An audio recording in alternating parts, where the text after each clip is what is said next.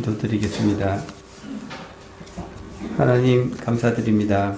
거룩한 날을 구별하여 주님께 예배드릴 수 있게 하심을 감사드립니다. 특별히 오늘은 종교개혁주일입니다. 우리 믿음의 선진들이 타락한 중세교회에 항거하여 성령의 진리를 밝히 드러내는 일을 기념하는 오늘, 주님께서 우리에게도 강림하여 주셔서 우리 가운데 있는 모든 말씀에 벗어난 행위들을 사하여 주시고 오직 말씀으로 하나님만 바라볼 수 있도록 역사하여 주옵소서. 하나님, 지난 한 주간도 주님의 기쁨이 되는 일은 쉽게 망각하면서도 우리의 육신을 위하여 무엇을 먹을까, 무엇을 입을까, 무엇을 마실까 근심걱정하며 살았음을 고백합니다. 개가 토한 것을 다시 먹은 같이 우리도 같은 죄악을 반복하여 저지르면서도 죄악임을 깨닫지 못함을 이 시간 고백합니다. 우리의 연약함을 이 시간 다시 회개하오니 세상에 살면서 주님께 합당치 못했던 수도 없는 많은 부분들을 예수 그리스도의 보혈로 통하여 용서하여 주시고 제3의 능력을 입어 새롭게 하시어 하나님이 임재하실 수 있도록 심령의 정결함을 구하오니 긍휼히 베풀어 주시옵소서. 하나님, 은혜를 알게 하시려고 거룩한 성의를 섬기게 하심을 감사드립니다. 모든 성도들이 하나님 중심의 삶이 되기를 간절히 원합니다. 우리의 심령을 비우게 하시고 애통함으로 은혜를 사모하게 하시며 진리의 말씀에 귀 기울이게 하옵소서. 하나님이 주시는 영적 분별력으로 인해 삶이 악의 유혹에 넘어가지 않게 하시고 기쁨이 넘치며 주님이 이루실 큰 뜻을 기다리는 온 성도들 되게 하옵소서. 하나님, 이 시간 육신의 연약함과 마음의 고통을 겪고 있는 성도들이 있습니다. 치료의 은혜를 입는 귀한 역사가 있게 하옵소서. 육신의 고통을 통하여 주님과 더 깊은 교제와 은혜를 주시고 모든 병들을 물리치고 깨끗게 치료하여 주셔서 임마누엘이요 알파와 오메가이신 하나님을 전거하며 넘쳐나는 간정의 도구로 사용하여 주옵소서. 또한 상처받는 영혼들 여러 환경의 어려움과 고난을 해결할 지혜를 주시며 채우시는 축복을 허락하여 주셔서 점점 추워지는 계절에 주님으로 인해 감사와 위로를 받을 수 있도록 하여 주시옵소서. 하나님, 모퉁이들 교회 교육기관을 위해서 기도드립니다. 주일학교를 담당하시는 전도사님과 교사들을 축복하여 주시고 그리스도의 형상이 이루어질 때까지 해산의 고통으로 제자들을 양육했던 사도 바울처럼 날마다 새 힘을 공급하여 주실 것을 믿습니다. 저희 교회의 꿈과 희망인 어린 영혼들이 마땅히 해야 할 하나님의 길을 깨달아 알게 하시며 이 시대 주님의 뜻을 분별하여 행하는 거룩한 도구가 되게 하옵소서. 중고등부 가운데도 함께하여 주시고 또한 또 기말고사가 다가옵니다. 자신 앞에 주어진 공부에 최선을 다하게 하시고 배울 시기를 놓치지 않도록 하시며 길가에 널려진 악한 문화에 빠지지 않게 지켜주시고 주님의 계명 앞에 세상과 자신에게 타협하지 않는 용맹스럽고 담대한 믿음을 갖게 하시어 인생의 승리자들이 되는 믿음의 자녀들이 되게 하옵소서. 하나님, 주님께서 잡히시던 밤에 제자들에게 떡을 떼어주시고 잔을 나눠주신 그 의식을 기념하라고 하신 주님의 명령에 따라 이렇게 또 성찬을 준비합니다. 성령님께서 이 가운데 함께하여 주시고 저희가 떼는 떡으로 그리스도의 몸에 참여하고 저희가 나누는 잔으로 그리스도의 피에 참여하고자 하오니 저희가 이 떡을 먹고 잔을 마실 때마다 그리스도의 고난을 생각하여 주시옵소서. 이 시간 주님의 몸을 분별하지 못하고 살아온 저희들의 가정한 삶을 깊이 회개하면서 떡과 잔을 받으려오니 이 성찬을 통해 저희들의 믿음이 날로 강건해지고 그리스도의 모습을 닮아가게 하여 주시며 주님의 한량없는 은혜로 충만케 하옵소서. 하나님, 이 시간 주의 나라와 성도들을 위해 오늘도 말씀 전하실 목사님을 위해 기도드립니다. 목사님 사역 가운데 위로와 평강이 넘치게 하시며 주변의 모든 여건들이 목회하시는데 어려움이 없게 하시며 눈동자 같이 지켜주시옵소서. 또한 각 가정과 성도들 모두 협력하여 모퉁이들 교회가 주님의 큰 뜻을 품게 하옵소서. 다윗이 고백했던 것과 같이 어려운 중에 주의 얼굴을 보리니 깰 때에 주의 형상으로 만족하리라고 했던 다윗처럼 주님과 친밀하고 인격적인 교제로 충만함과 영육의 강건함을 주시옵소서. 하나님, 이 시간 은혜를 사모합니다. 오늘 선포될 말씀이 한 주간 살아갈 성도들의 생명의 양식이 되게 하옵소서. 이 시간 예배드리는 이 자리에 성령님께서 친히 함께하여 주실 줄 믿습니다. 감사드리며 예수님 이름으로 기도드립니다. 아멘. 예, 귀한 찬양 감사합니다. 예, 우리 하나님의 말씀 같이 보도록 하겠습니다. 히브리서 11장 4절에 있는 말씀입니다.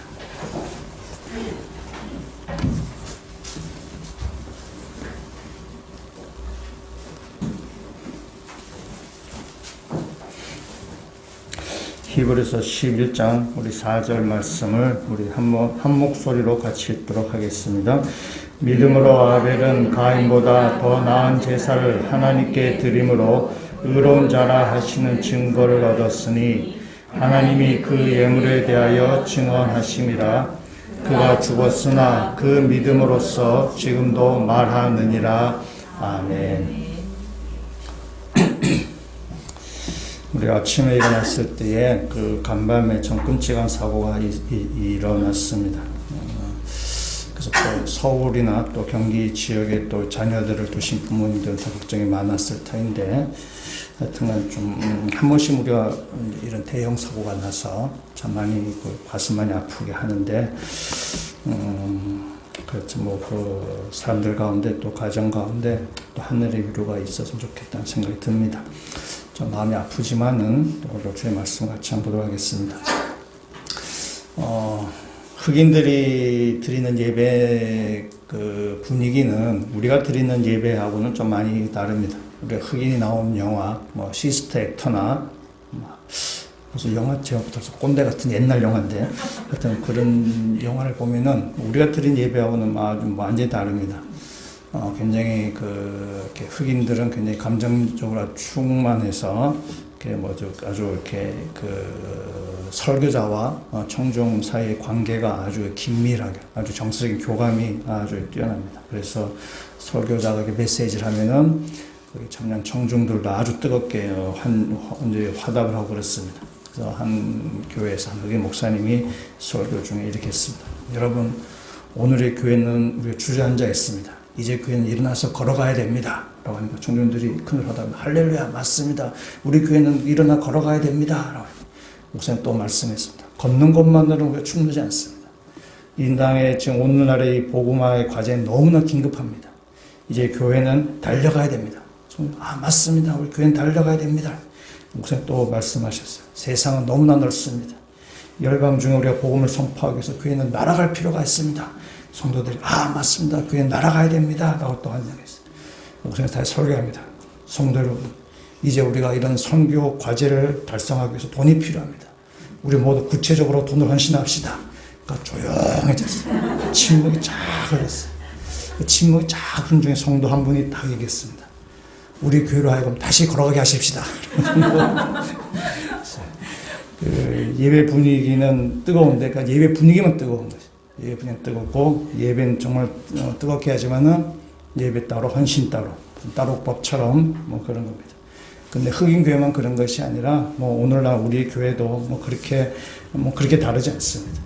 우리가 그래서 예배를 드리는데, 오늘 또 이렇게 또 예배 드리고 오셨는데, 우리가 드린 예배가 참된 예배인지를 한번 우리가 점검해 볼 필요가 있습니다.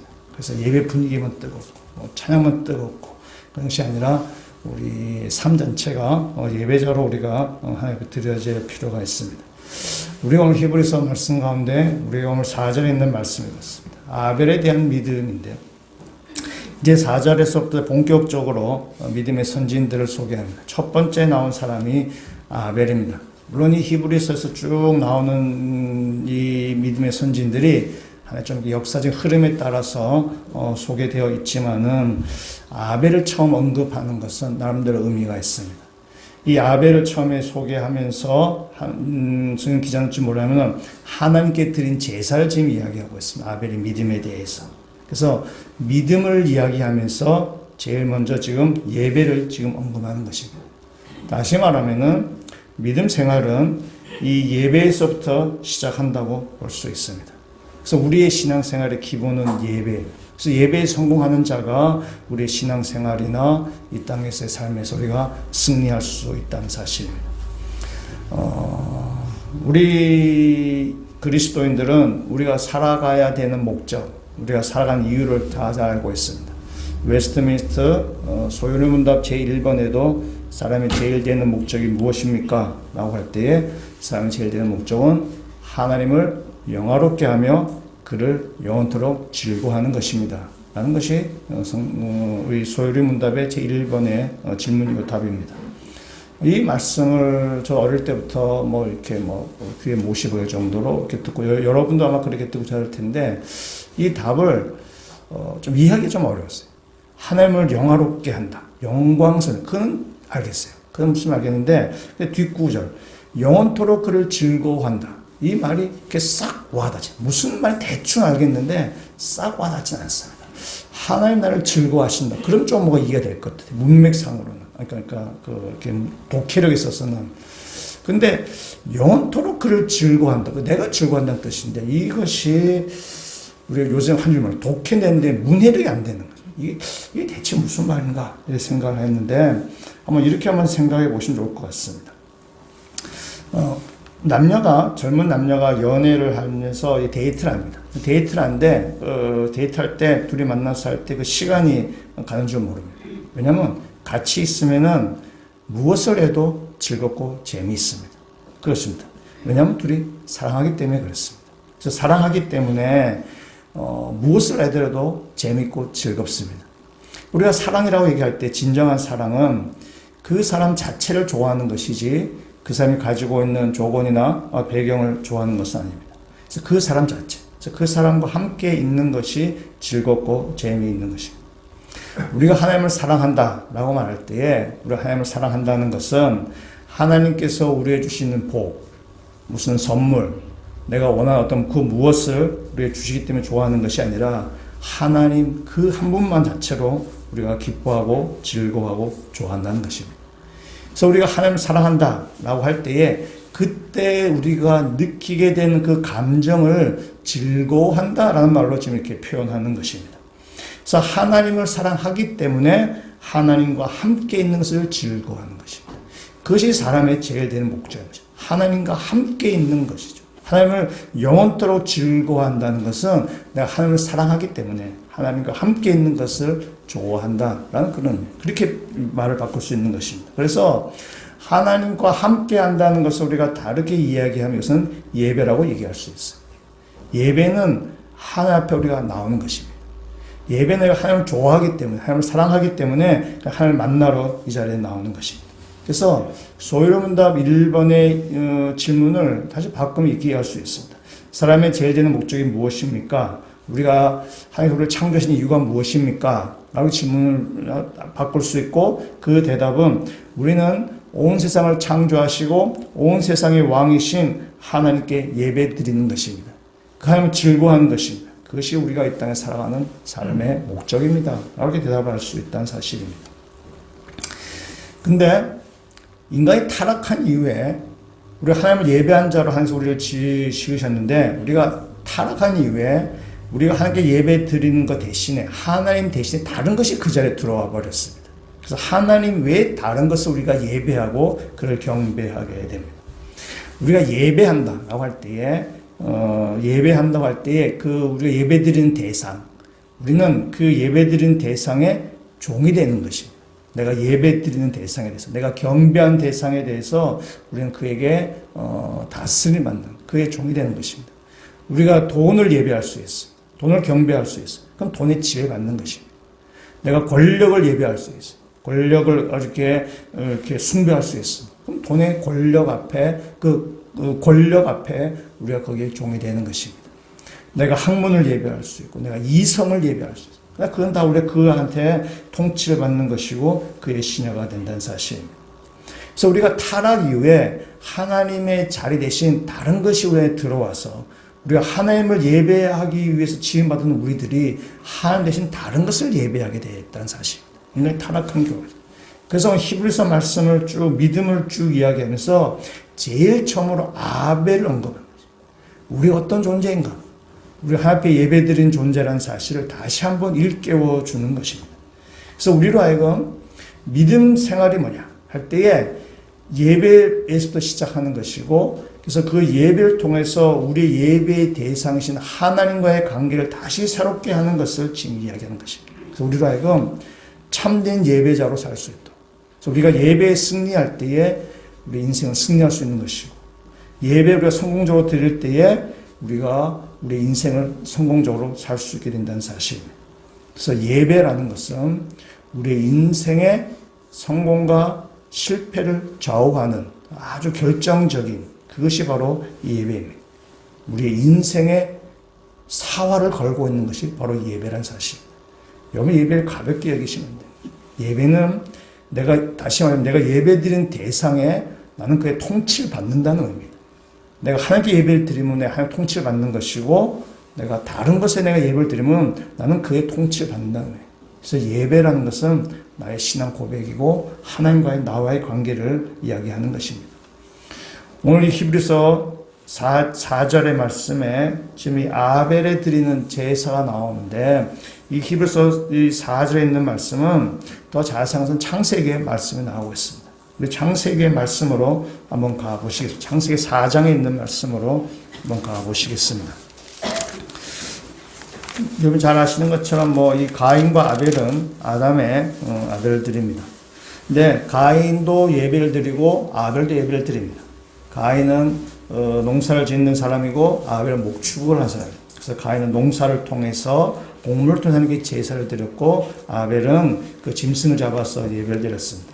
근데 하나님께서 이 아벨의 제사는 받았지만은 가인의 제사는 받지 않았습니다. 그래서 왜 하나님께서 아벨의 제사는 받고 가인의 제사는 이렇게 받지 않으셨는가? 그래서 왜 그럴까라고 해요. 성경은 정확하게 이거다라고 말하지 않습니다. 말하지 않는데 우리가 쭉 문맥에서 하나님께서 이 아벨의 제사를 받으신 이유가 그 예배자의 태도, 예배자의 자세라고 우리가 그렇게 많은 사람들이 해석하게 됩니다. 말씀을 한번 보겠습니다. 그 가인의 태도를 쭉 한번 보고 아벨의 태도를 보도록 하겠습니다. 4장 5절에 있는 말씀을 보시면 이렇습니다. 가인과 그의 재물을 받지 아니하신지라 가인이 몹시 분하여 안색이 변하니라고 됐어요. 그래서 가인이 제사를 드렸는데 하나님께서 받지 않으셨어요. 가인은 자신의 제사가 받지 않았다는 사실을 알고는 화가 났어요. 안색이 지금 변했다라는 것입니다. 여기 제사를 우리가 드린다고 쳐봤을 때에 내가 드린 제사가 하나님께서 받지 않으셨다라는 것을 깨달았을 때에 여러분 누구의 잘못이라고 우리가 생각해야 됩니까? 제사를 받는 대상이 잘못했다고 생각하는 것이 맞습니까? 제사를 드린 내가 잘못했다고 생각하는 맞습니까? 예, 내가 뭘 잘못했나? 내가 뭔가 이렇게 틀리겠나? 내가 뭘 부족했나? 이렇게 생각하는 것이 맞다는 거죠. 그것이 참된 예배자의 자세입니다. 그래서 내가 부족한 것이 있거나 잘못한 것이 있으면 다음에는 그걸 반복하지 않겠다라고 생각하는 것이 그것이 참된 제사자의 모습입니다. 근데 가인은 지금 자신의 잘못을 점검하지 아니하고 화가 났어요. 안색이 변한 것입니다. 가인은 뭐냐? 나는 잘못한 것이 없다는 것입니다. 나는 틀린 것이 없다는 거죠.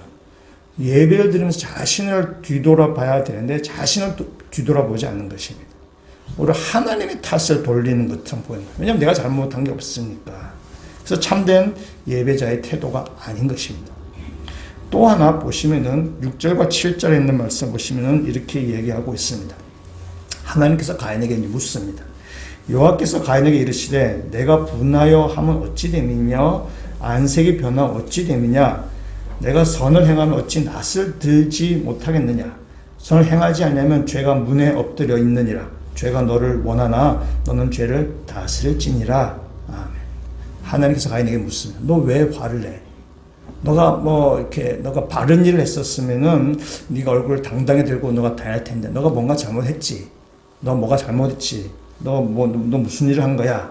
그렇게 얘기하시면서 죄가 네 문 앞에 도사리고 있다. 너 죄를 잘 다스리지 아니하면 너 큰일 난다. 죄가 너를 지배하려고 할 텐데 너가 죄를 잘 다스려야 된다라고 하나님께서 지금 말씀하신. 하나님께서 가인에게 지금 경고를 주신 겁니다. 너 옐로 카드야. 너 조심해야 돼. 너 지금 큰일 나. 하나님께서 가인 너 멈춰. 너 그 자리에서 너 더 이렇게 진도 빼지 마. 너 여기서 멈춰야 돼. 라고 하나님께서 가인에게 말씀합니다. 여러분 참된 예배자는 하나님의 말씀하실 때 순종한 자입니다. 가인은 이 말씀에 순종하지 않는 것입니다. 멈춰. 너 죄가 너를 지금 확 삼키려고 네 문 앞에서 지금 꽈를 틀고 있는데 너 조심해야 돼. 너 그 자리에서 멈춰야 돼. 하나님께서 경고를 하셨음에도 불구하고 가인이 하나님의 말씀을 지금 듣지 않는 것입니다. 하나님의 말씀을 순종하지 않는 것입니다. 우리가 예배를 드린다라는 것은 하나님 앞에 나오는 것이고 하나님의 말씀에 순종하겠다는 뜻이에요. 예배를 드리면서 하나님의 말씀에 순종하지 않는다. 그건 참된 예배자가 아니라는 사실이에요. 참된 예배자는 하나님의 말씀에 순종하는 것입니다. 가인은 지금 하나님의 말씀을 들었습니다. 네가 왜 화났는지 너 한번 뒤돌아봐. 그래서 지적하시죠. 너 그냥 뒤돌아봐.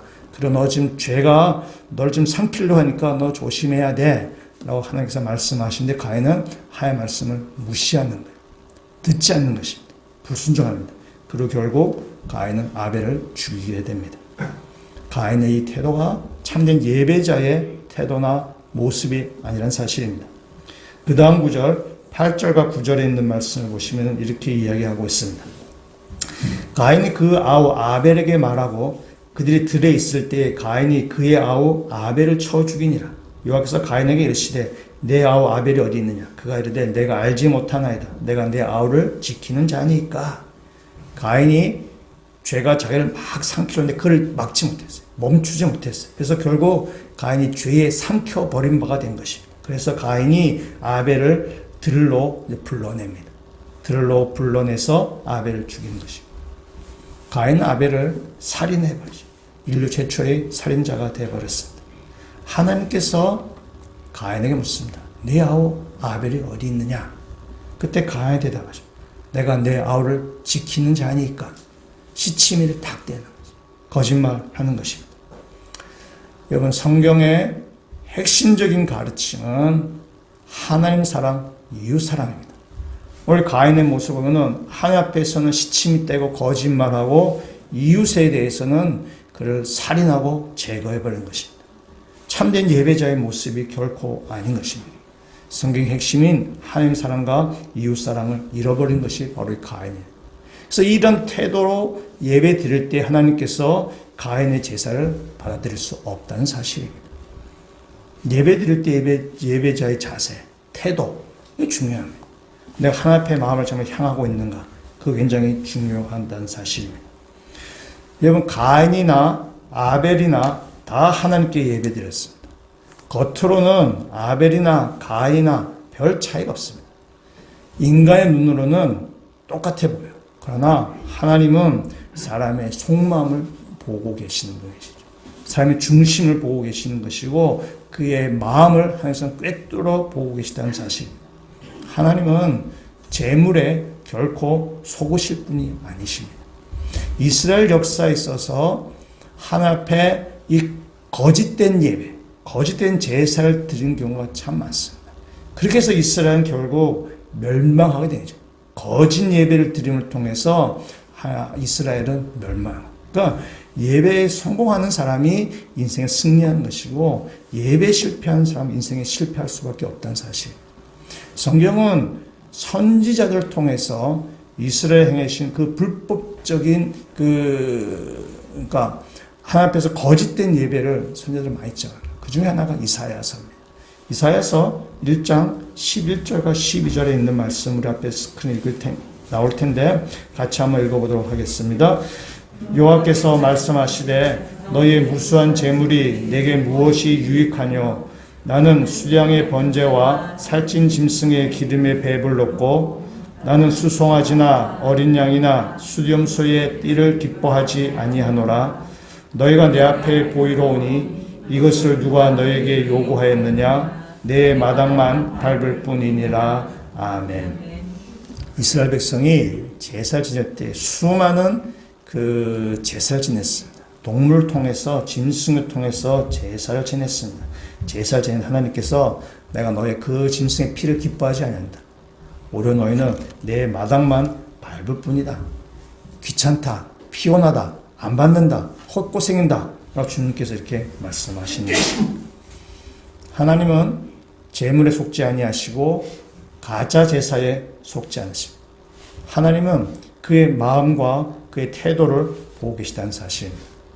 오늘도 우리가 이 주일을 맞이해서 여러분이 이 교회에 오셨어요. 예배 드렸어요. 여러분 같은 시간에 같은 장소에서 같이 예배를 드린다 하더라도 진실된 마음으로 예배 드리실 수 있고 또 그렇지 않을 수가 있습니다. 누군가는 참된 예배가 될 수 있고 누군가는 가짜 예배가 될 수 있습니다. 누군가는 하나님께 흠명하는 예배자로 쓸 수 있고 누군가는 하나님께서 받지 아니하시는 내 마당만 밟는 그런 하나님과의 관계가 없는 예배 자리에 있을 수 있다는 사실입니다. 여러분 같은 자리에 있습니다. 같은 장소에 있습니다. 같은 시간을 내고 있습니다. 같이 예배를 드린다고 앉아 있습니다. 인간의 눈으로 우리가 알 수 없습니다. 그러나 하나님은 우리의 마음을 꿰뚫고 계시다는 사실입니다. 그래서 진짜 예배와 가짜 예배가 있습니다. 여러분 진짜 예배와 가짜 예배는 같이 취급받아서도 안 되고 같은 급으로 취급받을 이유도 없습니다. 진짜 예배와 가짜 예배는 엄연히 달라야 됩니다. 그것이 하나님의 공의입니다. 어떻게 같은 자리에 있다고 같은 장소에 있다고 어떻게 같은 예배자를 취급하실 수 있겠어요? 하나님 결코 그렇게 하지 않습니다. 여러분이 시간 내서 예배 자리에 왔는데 여러분이 마음께 하나님께 향하지 않으면은 그건 정말 시간 낭비하는 것입니다. 인생을 낭비하는 걸 얘기할 수 있어요. 우리가 예배 자리에 나올 때는 우리의 몸만 나오는 것이 아니라 우리의 마음이 하나님을 향한 태도가 이 자리에 함께 나와 있어야만 하나님 앞에서 송구하는 예배. 그래서 진짜 예배를 우리가 드릴 수 있고 하나님의 그 예배를 통해서 하나님의 충만한 은혜가 우리 삶 가운데 흘러넘치게 된다는 사실입니다. 우리가 드리는 모든 예배 가운데 항상 송구하는 예배, 진짜 예배가 되시기를 주의 이름으로 축원합니다.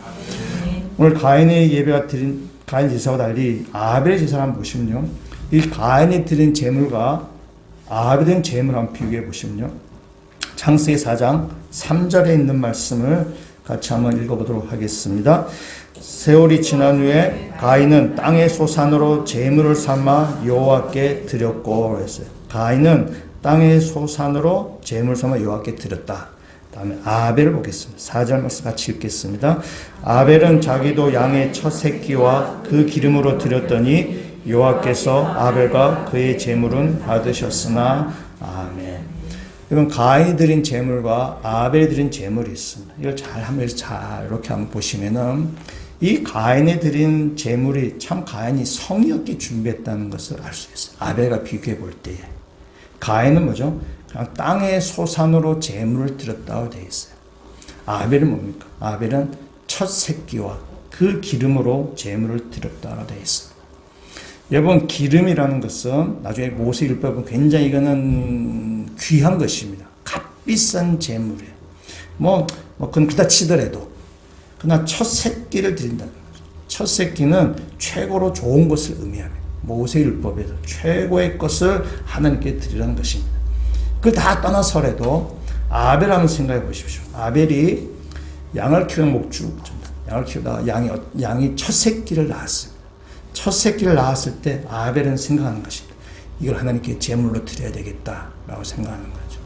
그래서 이 첫 새끼를 아벨은 아주 하나님께 예물을 드리겠다고 생각을 해서 아주 귀하게, 아주 이렇게 잘 보호하면서 그 첫 새끼를 이렇게 잘 키웠을 것입니다. 잘 키우다가 때가 되어서 그 첫 새끼를 제물로 드린 것입니다. 왜냐하면 아벨은 준비하는 마음으로 제물을 준비하였고 예배를 준비하는 마음으로 하고 준비하고 있었던 거죠. 그래서 하나님 앞에 그렇게 준비된 마음으로 예배 자리에 나간 것입니다. 가인과 아벨은 지금 완전히 다른 것이죠. 가인은 땅의 소산, 자기가 농사꾼이니까 지은 것 중에 이렇게 땅의 소산물을 드린 것이고, 아벨은 첫 새끼, 태어날 때부터 해서 하나님께 드린 것, 하나님께 바쳐야 될 것, 하나님께 바쳐야 될 것이기 때문에 아주 귀하게 소중하게 아마 그 양을 키웠을 것이고, 그래서 그 양을 하나님께 드린 것이고, 준비하는 마음으로 아벨은 하나님 앞에 나아갔던 것입니다. 우리 부모님 세대의 신앙생활 중에 우리가 참 이렇게 좀 재밌어하는 이야기를 하지만은 사실은 우리 부모님의 신앙생활 중에 우리가 본받아야 될 지점이 있습니다. 한번 생각해 볼 지점이 있습니다. 제 어머님도 그러셨고, 제 어머님만 아니라 많은 우리 부모님 세대가 그렇게 하셨는데, 주일에 예배 자리에 갈 때 그 헌금을 드리는데, 그 헌금을 드릴 그 돈을 이렇게 다리미질로 이렇게 펴서 이렇게 돈을 이렇게 다리미질로 해서 헌금을 드렸어요. 이건 돈을 다리미질 한다 그래가지고 1,000원짜리 2,000원 되는 것도 아니고 10,000원짜리 되는 것도 아닙니다. 차라리 다리미질 하지 말고 그 전기값을 2,000원 헌금 드리면 더 좋잖아요. 이것이 훨씬 상식적이고 합리적이잖아요. 좀 다리미질이나 돈의 액수가 올라가는 것도 아니잖아요. 그냥 마음이 중요하지 라고 하면서 그냥 있는 돈, 가인처럼 땅의 소산 중에 하나 이렇게 드릴 수 있잖아요. 그러나 우리의 부모님 세대는 그걸 다리미질하는 거죠. 양의 첫 새끼를 드리는 것처럼 다리미질하는 거죠. 그냥 다리미질하는 거 돈의 가치가 올라간 것도 아니에요. 그것이 굉장히 상식적이고 이성적이고 합리적인 생각이에요. 그러나 그에게는 마음이 없는 거죠. 마음이 없어서 눈에 보이는 것만 생각하는 거죠. 돈의 가치가 올라가냐, 아무거나 드리면 되지 라는 것이죠. 저희 어머님 얘기해서 죄송하지만 저희 어머님 주일이 되면 한복을 입고 교회 가셨어요. 한복 이렇게 저고리에다 치마 저고리 이렇게 입고 가셨는데, 이 한복은 참 멋있는 옷이에요. 입으면 참 멋있는 옷인데 그 손질하기가 이게 참 만만치 않은 옷이 바로 한복입니다. 그래서 토요일이 되면은 저희 어머님은 동정 다리고 풀 이렇게 팍 불어가지고 이렇게 다리미질하고, 또 한복 기지가 또 워낙 그런 기지여가지고 아주 이렇게 했어요. 토요일쯤 피곤한 몸이지만은 아주 정성스럽게 한복을 준비하셨습니다. 그럼 저는 옆에서 한마디 하죠. 제가 무슨 말 하겠습니까? 굉장히 상식적이고 합리적인 말을 전 옆에서 합니다. 어머니, 하나님께서는 어떤 옷을 입고 가도 다 받아주십니다 라고 딱 한마디 하죠. 굉장히 상식적이시네요. 하나님은 마음을 보시지 그런 겉의 옷을 보는 것이 아닙니다. 여러분, 제가 하는 말이 틀렸나요? 아니에요. 맞는 얘기예요. 성경적인 얘기예요. 저는 제가 하는 얘기는 성경적인 얘기예요. 예수님도 하셨던 말씀이에요. 너희 속으로 들어가는 것이 더럽게 당하시고 너희 나간 것이 더럽게 한다라고 하시잖아요. 하나님은 겉에 속으실 분이 아니라는 사실이죠. 마음이 중요해요. 제가 하는 말은 상식적이고 합리적이고 지극히 성경적인 저는 얘기를 하고 있는 것입니다. 그러나 정작 중요한 것은 놓쳐버리는 거죠. 그의 마음을 놓쳐버리는 거죠. 여러분, 믿음이 없는 사람들이 하는 말이 가만 들어보면 논리적이고 합리적입니다. 어떻게 반박할 수가 없어요, 사실. 왜냐하면 논리적이고 합리적이고 상식적이기 때문에. 때로는 성경적이기도 합니다. 그러나 그 논리를 뛰어넘는 것이 있습니다. 우리 삶에 있어서는 신앙생활을 말할 것도 없고요. 하나님께 대한 그 마음, 내가 예배자로 드린 그 마음, 이건 논리를 설명할 수 있는 것이 아니에요. 상식적인 이야기가 아닌 것입니다. 상식을 뛰어넘는 것입니다. 여러분, 부모님이 자녀를 사랑하는데 부모님의 자녀를 사랑하는 그 사랑 행태를 여러분 상식적으로 합리적으로 설명해낼 수 있는, 설명해낼 수가 없는 거예요. 그 논리를 뛰어넘는 것입니다. 그 사랑과 그 마음이라는 것은 하나님에 대한 사랑과 마음도 마찬가지입니다. 제가 품었던 생각, 옷이 중요합니까? 그냥 대충 깨끗한 옷 잘 차려입고 그 마음을 드리면 되죠 라는 말이 맞는 말일지는 모르겠지만 이건 지극히 사람 중심적인 생각이고 태도이고 믿음 없는 사람의 모습. 그땐 제가 믿음이 없어요. 지금도 믿음이 좋다고는 말해야 되겠지만, 지금도 말 믿음이 좋지만은 그때 정말 믿음이 없었어요. 내 편한 위주로 하나님 중심이 아니라 사람 중심적인 생각을 했던 것이죠. 여러분, 하나님 중심으로 예배를 드린 사람과 사람의 중심으로 예배 드리는 사람은 차이가 있어야 됩니다. 항상 그 예배를 같은 값으로 받지 않으십니다. 같아서도 안 됩니다.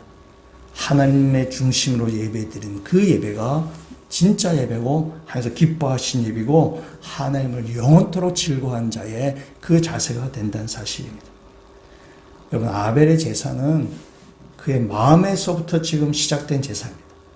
예배를 준비하고 그 준비된 마음으로 하나님 앞에 제사 자리에 나가는 것입니다. 준비된 마음으로 나가는 거죠. 우리 주일날 교회 올 때에 부랴부랴 허겁지겁 어쩔 수 없이 나와서 드리는 예배와 준비된 마음으로 드리는 예배는 이건 같을 수가 없습니다. 같아서도 안 됩니다. 하나님께서 같은 것으로 취급하지도 않으실 것입니다. 우리가 드리는 이 예배를 한번 잘 점검하셔서 우리가 정말 마음을 다 드려서 내가 하나님과 함께 있는 것을 즐거워하는 마음으로 그래서 우리의 예배가 살아있는 예배, 진짜 예배, 하나님 받으시는 예배가 되시기를 주의 이름으로 축원합니다. 여러분, 히브리서 말씀을 다시 한번 돌아가겠습니다. 히브리서 말씀을 다시 11장 말씀 돌아가셔서 그 4절에 있는 말씀을 다시 한번 보시면은 이렇게 얘기하죠. 우리 4절 말씀을 같이 한번 읽도록 하겠습니다. 믿음으로 아벨은 가인보다 더 나은 제사를 하나님께 드림으로 의로운 자라 하시는 증거를 얻었으니 하나님이 그 예물에 대하여 증언하심이라. 그가 죽었으나 그 믿음으로써 지금도 말하느니라. 아멘. 믿음으로 아벨은 가인보다 더 나은 제사를 드렸다. 그래서 우리가 가인과 아벨의 그 제사를 비교해서 아벨이 더 나은 제사라는 것을 우리가 많이 설명하고 그렇게 해요. 지금 제가 방금도 그렇게 했습니다. 그동안 4절에 있는 말씀을 다시 한번 이렇게 보시면은 그 뒤에 이 가인과 비교하지 말고 아벨의 제사만 놓고 우리가 한번 생각해 보시면은 아벨에 드린 제물에 대해서 하나님께서 증언하신다라고 지금 이렇게 말씀하십니다. 또한 아벨은 믿음으로 제사를 드렸고 하나님은 아벨을 의롭다라고 하셨다고 했어요. 아벨이 믿음으로 드린 제사를 보고 하면서 아벨을 의롭다라고 하셨죠. 우리 오늘 종교개혁 기념주일, 종교개혁 기념자들의 그들의 모토, 오직 의인은 믿음으로 말미암아 살리라. 바로 아벨에서부터 시작되는 것입니다. 아벨은 믿음으로 말미암아 제사를 드려서 하나님은 의롭다, 칭이다. 그래서 그렇게 말씀하셨던 사실입니다. 그래서 아벨의 제사가 믿음으로 드렸다는 제사입니다. 여러분, 가인과 비교하지 말고 아벨의 제사 우리가 한번 생각해 보시면은 히브리서 11장 4절에서 본격적으로 이제 믿음의 선진들이 나오는데 제일 처음에 아벨을 얘기해요. 아벨을 얘기하면서 예배를 지금 이야기하는 것입니다. 근데 아벨은 그 예배를 통해서 하나님께 의롭다 인정을 받았어요. 칭의를 인정받았다는 사실입니다. 여러분, 이거 제가 아벨의 제사를 가인과 비교하지 말고 아벨 제사만 생각해보자는 얘기는 4절도 뒷부분은 그 가인과 비교하지 않습니다. 그냥 방금 말씀드린 것처럼 아벨은 믿음으로 제사를 드리고 하나님 그를 의롭다고 칭했다. 그 예물이 그를 아주 증언한다. 라고 이렇게 이야기하는 것이죠. 여기 아벨이 이 제사를 드릴 때는 모세 율법이 있기 전입니다. 그래서 모세의 율법으로 이 아벨의 제사가 이렇게 평가하기 참 어렵습니다. 모세 율법이 있기 전이기 때문에 그렇습니다. 그런데 이 창세기를 기록했고 창세기를 듣는 제일 첫 번째 독자들, 창세기를 처음 읽는 독자들, 창세기를 처음 듣는 독자는 누군가 하면은 모세 율법을 받은 사람들입니다. 때문에 이 아벨에 드렸던 이 제사는 모세 율법에서 요구하는 모세 율법에서 말하는 제사법하고 일맥상통하게 되어 있는 것입니다. 그러니까 아벨 시대가 아니라 창세기를 처음 읽는 독자들, 처음 듣는 독자들로 생각해 보면은 아벨의 제사를 통해서 모세 율법과 일치한 것을 그들은 찾아낼 수 있다는 사실입니다. 아벨의 제사는 동물의 피를 드린 제사입니다. 어린 양 새끼를 죽이고 하나님 앞에 드린 제사입니다. 짐승의 피로 드린 거죠. 아벨의 제사는 예수 그리스도의 피를 예표하는 제사가 되는 것입니다. 여러분, 아담과 하와가 이제 선악과를 따먹고 그들이 부끄러움을 알았어요. 부끄러움을 알았을 때에 그들이 부끄러움을 감추기 위해서 나뭇잎으로 그의 옷을 감췄어요. 나뭇잎 옷을 입자고 했어요. 근데 하나님께서 그들 가운데 무슨 옷을 허락하셨나요? 가죽 옷을 허락하셨어요. 여러분, 나무 옷은 사람이 만든 옷입니다. 아담과 하와 사람이 만든 옷이고 가죽 옷은 하나님께서 아담과 하와에게 주신 옷입니다. 나뭇잎은 금방 썩어져서 금방 이렇게 다 이렇게 망가지게 되는 것이죠. 가죽 옷은 좀 이렇게 반영구적인 것이죠. 인간의 방법, 나뭇잎으로 만든 그 인간의 방법으로 하나님께 도달할 수 없다는 것입니다. 가죽옷이 있어야 되죠. 가죽옷을 만들기 위해서는 짐승이 죽어야 되는 것입니다. 그 짐승이 죽음을 통해서 하나님의 주신 방법으로 가죽옷을 입고 아담과 하와는 하나님께 나아갈 수 있게 되는 것입니다. 그래서 아담과 하와가 처음으로 그 입었던 옷, 나뭇잎 옷이 아니라 가죽옷, 그것도 바로 짐승의 피를 얘기하는 것이고 그는 바로 예수 그리스도의 피를 예표하는 것입니다. 그다음에 아담과 가인 때부터 예수 그리스도를 통해서 구원을 얻는다는 그 메시지가 들어가 있는 것입니다. 아담과 하와의 아들인 가인과 아벨도 마찬가지입니다. 그 가인과 아벨도 예수 그리스도로 인해서 구원받는다는 사실을 이야기하는 것입니다. 그것이 바로 믿음으로 의롭다 칭함받는다는 것입니다. 예수 그리스도를 통해서 예수 그리스도의 그 어린 양의 피를 통해서만 우리가 구원을 받고 의롭게 된다는 사실입니다. 그래서 이 아벨의 제사가 가인과 비교해 보지 말고 아벨의 제사를 얘기하죠. 히브리서 제사는. 그래서 그 믿음으로 아벨은 제사를 드렸고 하나님은 그 제물에 증언을 하신다. 아벨은 의로운 자다. 구원받았다. 칭이다. 라고 말씀하는 것입니다. 그러면 히브리서의 주제는 예수 그리스도입니다. 1장부터 10장까지 히브리서의 말씀은 한 인격에게 초점을 맞춰서 진행되고 있어요. 그건 바로 예수 그리스도입니다. 1장과 2장에 있는 말씀은 이 세상에 있는 모든 선지자나 천사보다 더 뛰어나신 예수 그리스도를 이야기하고 있습니다. 예수 그리스도는 하나님이시며 또한 동시에 사람이시며 우리의 중보자가 되십니다. 3장부터 4장까지는 예수 그리스도는 모세나 여호수아보다 위대한 분이십니다. 모세나 여호수아는 이스라엘 백성을 광야에서 인도해서 가나안 땅으로 인도했습니다. 예수 그리스도는 우리를 가나안 땅의 정도가 아니라 우리를 살아계신 하나님 앞으로 인도하시는 분이십니다. 이 땅의 창조주시며 왕이신 하나님 앞에 우리를 인도하시는 것입니다. 그래서 우리는 예수 그리스도로 말미암아 하나님 앞에 담대하게 우리는 나아갈 수 있게 되는 것입니다. 우리 여호수아와 모세보다 훨씬 뛰어난 존재. 그 바로 우리의 하나님께 인도하는 안내자, 인도자가 바로 예수 그리스도입니다. 그 뒤에 5장에서부터 10장까지에 있는 말씀은 예수 그리스도는 우리의 대제사장 되심을 이야기합니다. 대제사장은 제사를 드리는 사람, 이스라엘을 대표해서. 그래서 5장 이후에는 제사 제도가 계속해서 나오고 있어요. 히브리서 5장 이후에는. 그 구약에 많은 제사 제도를 언급하면서 나옵니다. 그 많은 제사 제도는 다 뭐냐? 예수 그리스도를 예표하는 것입니다. 제사, 희생제물, 대제사장 다 예수 그리스도를 예표하는 것입니다. 구약의 제사장들은 예수 그리스도의 그림자입니다. 구약의 희생제물도 예수의 그 그림자입니다. 그러나 그들은 영원한 우리의 중보자 되지 못하죠. 인간 제사장, 희생제물은 우리의 영원한 중보자 되지 못합니다. 오직 예수 그리스도만이 우리 영원한 중보자가 되신다는 사실입니다. 그래서 예수 그리스도는 아론보다 대제사장보다 훨씬 더 뛰어난 대제사장, 완전한 대제사장이 되는 것을 5장에서 10장까지 이야기하고 있습니다. 그래서 이 히브리서는 한 인기에 초점을 맞추고 있어요. 예수 그리스도의 초점을 계속 맞추고 있어요. 그러면서 11장에 넘어와서 그 11장 믿음의 선지인들, 그 예수 그리스도로 말미암아 의롭다 칭함받는다. 예수 그리스도로 말미암아 구원받는다. 그 믿음 가지고 살아가는 사람들이다라고 이야기하고 있어요. 히브리서의 주제는 바로 예수 그리스도입니다. 그래서 10장에서 이렇게 이야기하고 있습니다. 우리 히브리서 10장 19절 20절 말씀을 같이 한번 읽어보도록 하겠습니다. 그러므로 형제들아 우리가 예수의 피를 힘입어 성소에 들어갈 담력을 얻었나니 그 길은 우리를 위하여 휘장 가운데로 열어놓으신 새로운 살 길이요 휘장은 곧 그의 육체니라. 아멘. 우리가 예수의 피로 인해서 하늘께 나갈 담력을 얻었다는 사실입니다. 계수서 21절 보면죠.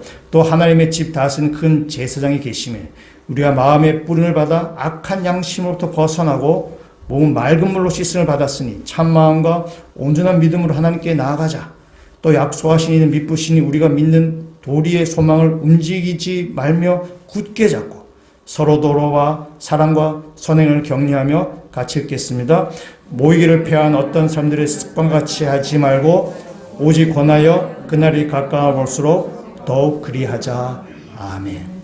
우리가 예수 그리스도에 인해서 우리가 구원받고 그 예수로서 우리가 예배드리고 예수 그리스도에서 우리가 하나님께 가까이 나가서 담요 얻었으니 우리가 모이기를 패하는 어떤 사람 그렇게 하지 말고 우리가 함께 모여서 참된 예배자로 우리 하나님께 나아가자라고 이야기하는 것입니다. 그래서 제일 첫 번째 나온 선지 아벨 그 예배를 통해서 우리가 이제 참된 예배자로 쓰는 것이 참 믿음의 사람이라는 것을 이야기하고 있는 것입니다. 여러분들 다 참된 예배자로 이 땅을 살아가시면 좋겠습니다. 우리가 오늘 종교개혁 기념주일이고 우리가 성찬식을 합니다. 여러분 성찬식을 하면서 우리가 주님의 그 살과 피를 먹고 마시면서 우리가 하나님 앞에 참된 예배자로 우리가 쓰는 것입니다. 하나님과 더 친밀한 관계에 들어가는 것입니다. 성찬식에 참여하면서 성경에는 나를 기념하라 라고 주님께서 말씀하신데 제가 현대판으로 말씀드리면 예수님 우리에게 이렇게 말씀하십니다. 이거 마시면 나랑 사귀는 거다 라고 말씀하실 수 있습니다. 주님의 살과 피를 마시면 주님과 더욱더 친밀한 교제 가운데 들어가셔서 이 땅 가운데 하나의 충만한 속에 흘러넘쳐나 참된 예배자로 살아가시는 믿음의 성도가 다 되시기를 주의 이름으로 축원합니다.